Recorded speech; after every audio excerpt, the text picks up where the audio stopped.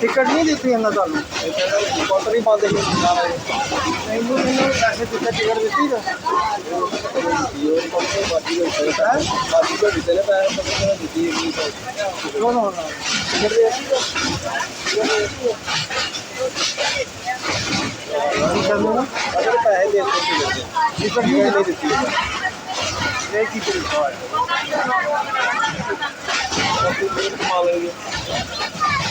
दी लाहौर बैठे नहीं कितने तीन जाने जी तीन जाने कितने पैसे कितने पैसे बाजी पता नहीं मेरे ख्याल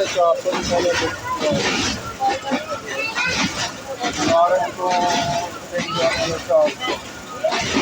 जैसे कितना 100 रुपये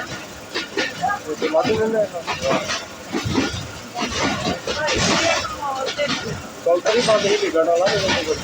इसलिए बंद किया हमने अच्छा जान के बंद कर दें पैसे खा जाता मैं भी आया मैं लड़ के टिकट ले गई चलो जी कई बन जाए मैं क्या पिछले ज़्यादा पैसे नहीं नहीं टिकट का टाइम है ट्रेन हमें चलती नहीं मेरे टिकट दे बड़ी उन्हें बहस की कहना जी ट्रेन लग जाएगी मैं क्या जिनी देर तू बहस करता तो उन्नी देर तो ट्रेन वाकई लग गया फिर लैके गया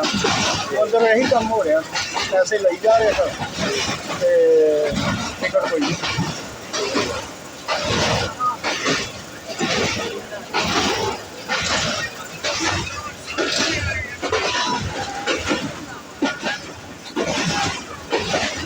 लेडीज में लिखा भी नहीं होया गार्ड साहब बैठे ना उसको किताब उसको जाके देख लो नहीं इतना लिखना चाहिए ना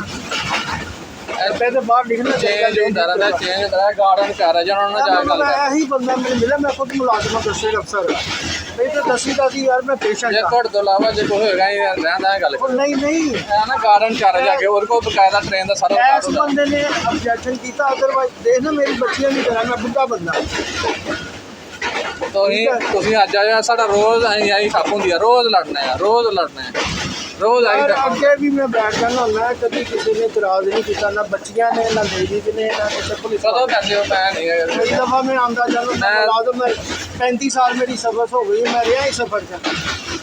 40 साल हो गया सारा कुछ 40 साल टिकट नहीं देते हर चीज़ का पता है ठीक है केड़ी शायद सानू नहीं पता सारी जिंदगी ऐसे ही पाकिस्तान च लंघ गई है फिर हुण की करिए की करना असीं तो लंघा चुके हैं तुसीं लंघानी है साडी तो लंघ लुंघ गई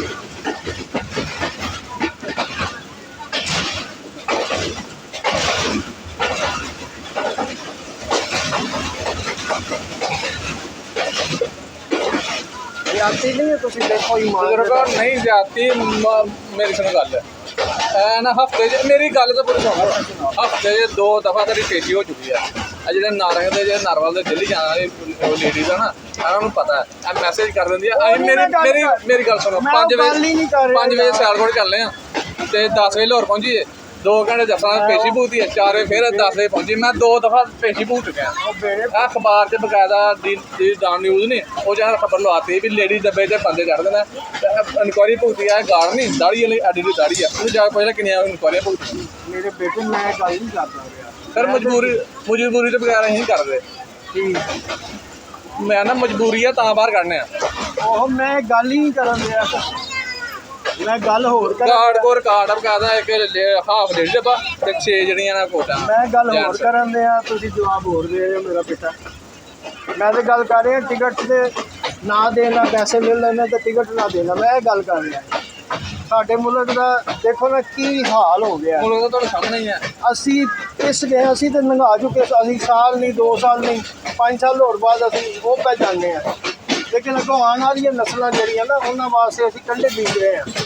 ਇਹ ਕਰਪਸ਼ਨ ਕਰਕੇ ਤੇ ਪੈਸੇ ਲੈ ਕੇ ਟਿਕਟ ਨਾ ਦੇ ਕੇ। ਸਾਰੇ ਬੀਜਦੇ ਪਏ, ਸਾਰੇ ਬੀਜਦੇ ਪਏ। ਉਹ ਇਹੀ ਤਾਂ ਗੱਲ ਹੈ। ਹੁਣ ਕਿਸੇ ਇੱਕ ਨੂੰ ਕਹੀ ਨੂੰ ਕਹਿੰਦਾ ਮੈਂ ਇਕੱਲਾ ਕਰਦਾ, ਸਾਰੇ ਹੀ ਕਰਦੇ ਨੇ। ਇਹੀ ਤਾਂ ਮਸਲਾ ਹੈ। ਉਹ ਕਹਿੰਦਾ ਜੀ ਅਸੀਂ ਇਕੱਲੇ ਨੂੰ ਇਹਨੂੰ ਰੋਕਣ ਦੇ ਆ ਤੇ ਸਾਰੀ ਦੁਨੀਆ ਲੱਗੀ ਹੋਈ ਹੈ, ਤੁਸੀਂ ਸਾਨੂੰ ਇਕੱਲੇ ਨੂੰ ਕਿਉਂ ਕਹਿੰਦੇ?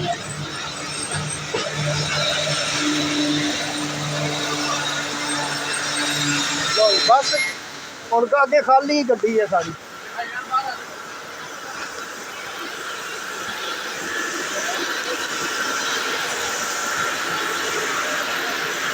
ਜਾ ਗਏ ਹੋ?